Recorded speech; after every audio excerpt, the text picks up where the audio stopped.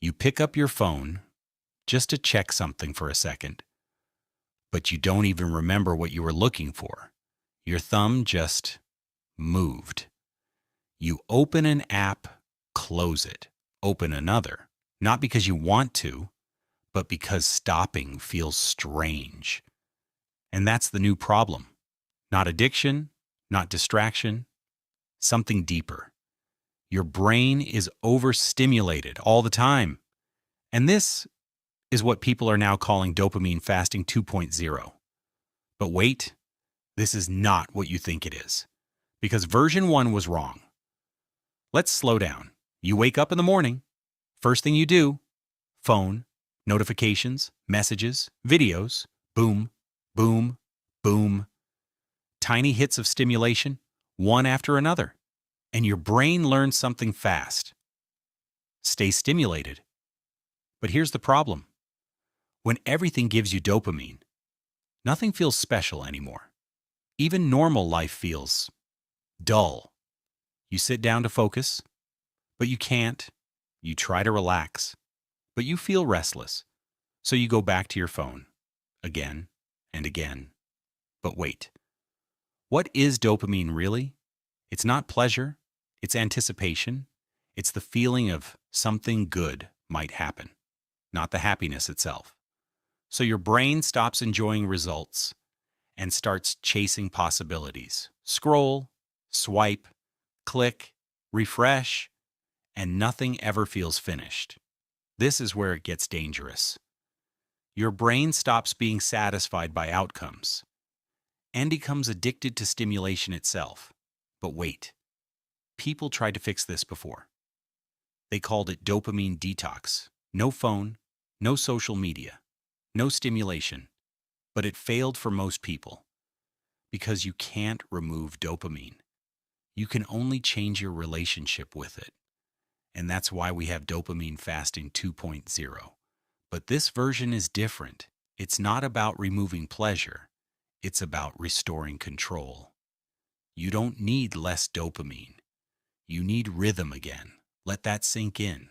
Rhythm, not chaos, because your brain was never meant for constant spikes. It was meant for cycles, focus, then reward, effort, then satisfaction, boredom, then meaning. But now everything is instant, and your brain forgets how to wait. So what happens? You feel bored, so you seek stimulation. But stimulation makes future boredom worse. So you seek more, and more, and more, until nothing feels enough. But wait, what if boredom is not the enemy? What if boredom is the reset signal? Because in boredom, your brain starts recalibrating. It starts asking real questions. What do I actually want? Not what do I click next? But modern life never lets you sit there long enough. The moment silence appears, you fill it with scrolling, noise, stimulation, and you never hear yourself think. That's the hidden cost. Not addiction, but disconnection from yourself. But here's the shift.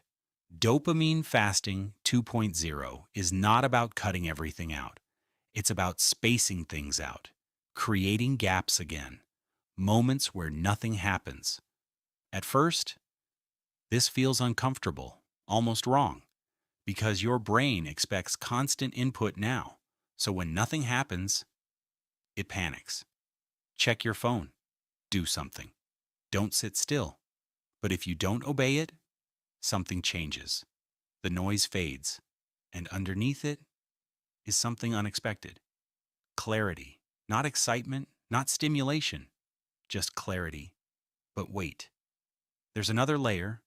When you reduce constant stimulation, your normal life starts changing. Food tastes better, music feels deeper, time feels slower, even silence feels okay. And simple things start working again. A walk feels like a walk, not a background activity. A conversation feels real again, not something you rush through. That's the reset. Not extreme discipline, not isolation, just balance. But here's the final twist. Dopamine Fasting 2.0 was never about dopamine at all. It was about attention, because whatever you repeatedly pay attention to becomes your world. If your attention is scattered, your life feels scattered. If your attention is controlled, your life feels controlled. So the real question is not, how do I stop dopamine? The real question is, what am I feeding my attention all day? Because your brain is always learning, always adapting, always becoming what you repeat. So next time you reach for your phone, stop for 1 second and ask yourself, am I choosing this or escape in silence? Because that one question creates space. And in that space, you get something back, control, not over everything, but over your next move. And that is where change starts. Because you were never addicted to dopamine, you were addicted to reaction. And now you can choose response instead. And that changes everything.